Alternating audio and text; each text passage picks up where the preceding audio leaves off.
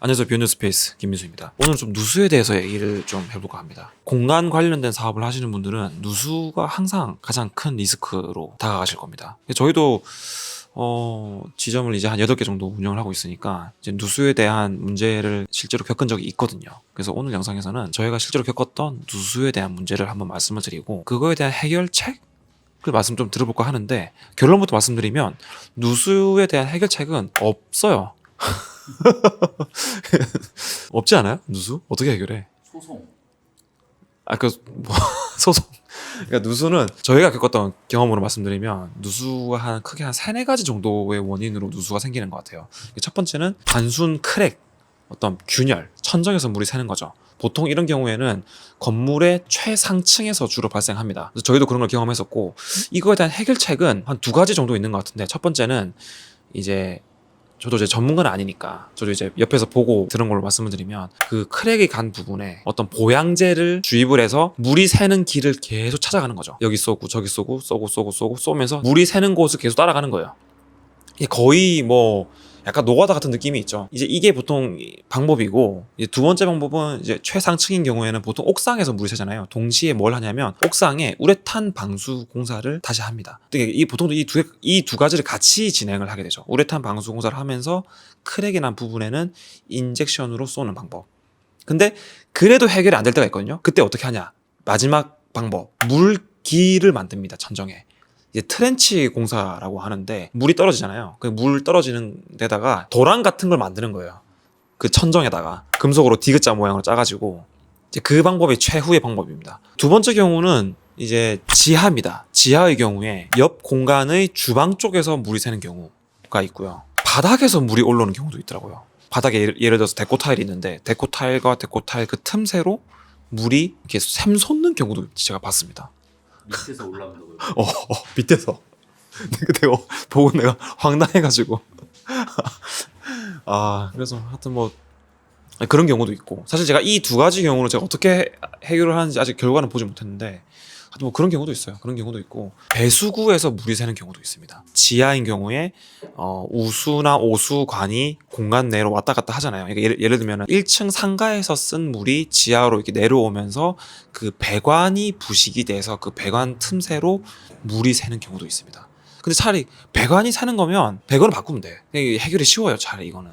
근데 뭐 균열이 가거나 바닥에서 물이 샘솟거나 이런 거는 해결이 어렵습니다. 답이 없죠. 그래서 결론적으로는 물이 안 새는 공간을 가시는 게 맞고요. 그리고 물이 안 새는 건물을 매입하시는 게 맞는데, 이제 건물은 당연히 이게 오래되면 물이 새는 거는 당연한 거고 굉장히 빈번한 일이어서 아마 물이 새는 거를 피하는 거는 힘드실 겁니다.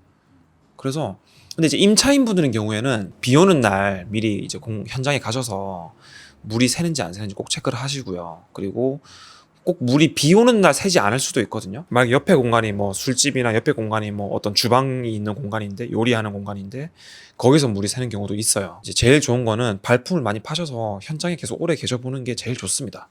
그래서 뭐 이 영상을 보시는 분들 중에 재테크에 관심이 많아가지고 뭐 공유오피스나 스터디 카페, 미니 창고에 관심이 있으신 분들이 많으실 텐데, 임차를 하실 때 꼭 그 공간에 방문하셔서 오랜 시간 그 공간에 계셔보시는 걸 추천드리겠습니다. 실제로 제가 겪으신 적이 실제로 겪은 거 말씀드릴게요. 이게 저희 양평점 같은 경우에, 양평점이 저희가 지하 4층, 5층 총 3개 층을 쓰고 있어요. 제가 지하는 프라이빗 룸하고 라운지가 있는데, 옆에 상가에 거기 주방에서 저희 쪽으로 물이 넘어왔어요. 근데 문제는 뭐냐, 저희가 그 가벽 공사를 했을 거 아니에요. 룸을 나눌 때 그 가벽에 벽에 목공 공사를 했는데 그 벽에 물이 스며들어서 곰팡이가 폈어요. 그래서 첫 번째 물이 샜을 때는 저희가 커버를 했어요. 곰팡이를 갈아내고 위에 사포질을 다시 그 바대로 메꾸고 도장 공사를 새로 했죠. 근데 이게 누수가 2번, 3번 되니까 더 이상 이게 수습이 안 되더라고요. 그래서 이런 경우에는 건물 쪽에 보상 요구를 하셔야 됩니다. 하셔야 되고, 옆에 임차인께도 정중하게 말씀을 드리는 게 맞고요. 왜냐면 저희가 실질적으로 피해를 봤으니까. 2번째까지는 저희가 셀프로 어떻게 좀 보수를 했어요. 이왕이면 저희도 트러블을 만들기 싫으니까, 사이좋게 지내고 싶으니까 옆에 임차인분하고. 근데 3번째 물이 샜을 때는 벽이 거의 이제 너덜너덜해져가지고 도저히 저희가 수습이 안 되는 지경까지 갔습니다. 그래서 뭐 어쩔 수 없이 견적내고 수리하는 비용을 청구를 드렸어요. 다행히 이제 누수는 잡긴 잡았어요. 주방 쪽에 배관 쪽에서 물이 역류해서 저희 쪽으로 물이 넘어온 거였는데 결과적으로 이제 누수는 건물 쪽에서 잡긴 잡았는데 이제 저희 인테리어 한 부분은 많이 좀 훼손이 됐죠. 지하 공간만 지금 문제가 있고 4, 5층은 잘 돌아가고 있어요. 아 지하에는 그럼 사람이 지금 없어요? 네, 지하는 지금 사람이 없어요. 그래서 지금 저희가 최대 매출을 달성을 못 하고 있죠, 사실은. 지하를 못 쓰고 있으니까. 그래서 이런 이렇게 누수가 있으면 직격탄을 맞게 되죠, 매출에 있어서. 지금도 약간 조기에 알아채긴 좀 어려운 거예요. 그쵸. 제가 아무리 제가 이렇게 영상으로 미리 알아보시라고 조언을 해드려도 저도 잘 몰라요. 왜냐면 제가 그 현장에 한 달 내내 머무는 게 아니잖아요. 그러니까 사실 저도 알 수가 없죠. 좀 복불복이 있는 것 같아요, 누수는.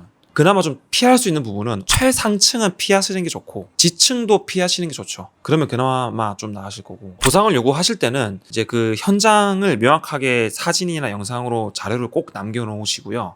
그리고 그 문제가 발생했을 때의 해결을 위한 시공업자분을 가능한 한 빨리 부르셔서 이거를 해결하기 위한 견적이 얼마인지 견적서를 먼저 받아보시는 게 좋습니다. 그리고 그 견적서와 현장 검증 사진을 이제 건물 쪽에 청구를 하시고, 이왕이면 원인이 발생한 쪽이 옆에 임차인이라고 했을 때 그 임차인 분께 다이렉트로 말씀하시지 마시고 건물 쪽에 말씀하시는 게 맞습니다. 그래서 건물 쪽에 요구를 하시고 건물 쪽에서 양쪽을 조율을 해주겠죠. 저희가 이 공간 사업을 하면서 겪었던 저희의 좀 힘든 부분들을 간혹 가다가 이렇게 영상으로 공유를 해드리겠습니다. 왜냐면 실제로 운영하실 때 겪을 문제이기 때문에 도움 되실 것 같아요.